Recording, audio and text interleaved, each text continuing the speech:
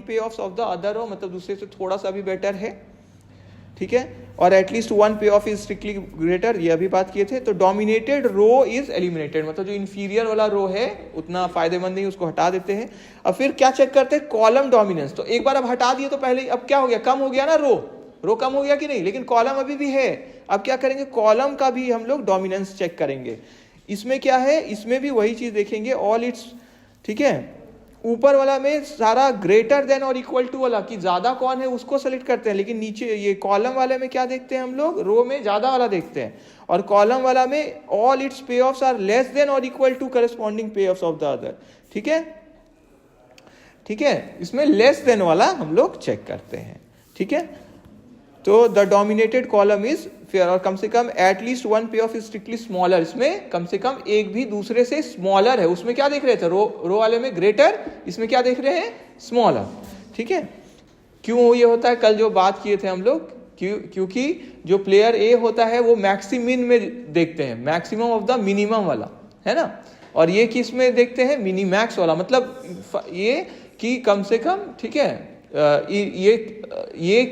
Player ये कोशिश करते हैं कि मेरा रिटर्न क्या हो, कम से कम कितना हो, बढ़े, मतलब वो बढ़े वाला में जाते हैं, और ये कि मेरे कारण दूसरे प्लेयर को फायदा नहीं हो। तो प्लेयर बी सोचते हैं कि कौन सा स्ट्रैटेजी हम सेलेक्ट करेंगे जिससे कम फायदा होगा किसको, प्लेयर ए को, तब इनको इनके पास शेयर बचेगा ना, ठीक है। डोमिनेंस बाय मिक्स स्ट्रैटेजी, ठीक है,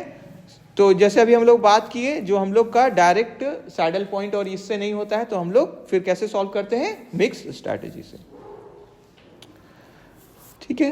तो ये डायरेक्ट कंपैरिजन से नहीं होता है, लीनियर कॉम्बिनेशन ऑफ स्ट्रैटेजीज में डोमिनेट अनदर, ठीक है, दूसरे को डोमिनेट कर सकता है। तो इसको हम लोग एक जो अलग टाइप है उससे हम लोग निकालते हैं। Steps in applying rule of dominance, तो पहले right the pay of matrix, मतलब मैट्रिक्स लिखेंगे, फिर रो डोमिनेंस वाला चेक करेंगे, कंपेयर रोज फॉर डोमिनेंस, मतलब प्लेयर ए के लिए, फिर एलिमिनेट कर देंगे जो इंफीरियर वाला रो है, फिर हम लोग कॉलम वाला चेक करेंगे, फिर एलिमिनेट कर देंगे कॉलम वाला, मतलब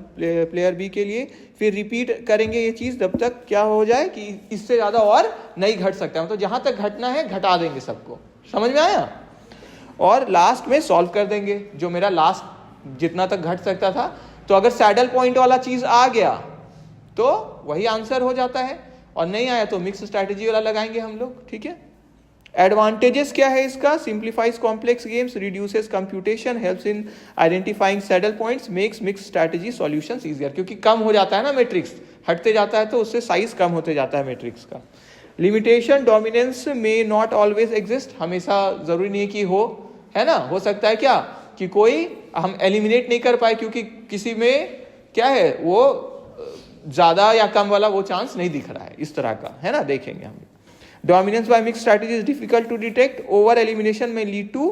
ठीक है, कभी कभी डिफिकल्ट टू डिटेक्ट होता है कौन सा है। फिर ओवर एलिमिनेशन में लीड टू रॉन्ग कंक्लूजन, अगर आप गड़बड़ कर दिए, ज्यादा ही एलिमिनेट कर दिए, तो हो सकता है कि कंक्लूजन सही नहीं निकले अगर आप सावधान नहीं है।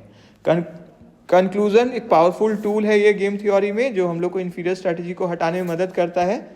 और सिंप्लीफाई कर देता है गेम को, और ईजियर कर देता है डिटरमाइन करने में बेस्ट सॉल्यूशन, है ना, बेस्ट स्ट्रैटेजीज को, ठीक है। तो इसमें हम लोग लास्ट लाइन में भी लिखा हुआ है कि ये एक स्ट्रैटेजी जो इंफीरियर है दूसरे स्ट्रैटेजी से सारे सरकम्स, मतलब हर सिचुएशन में उसको हम लोग क्या करते हैं, एलिमिनेट कर देते हैं, लेकिन इससे सॉल्यूशन पे कोई फर्क नहीं पड़ता है।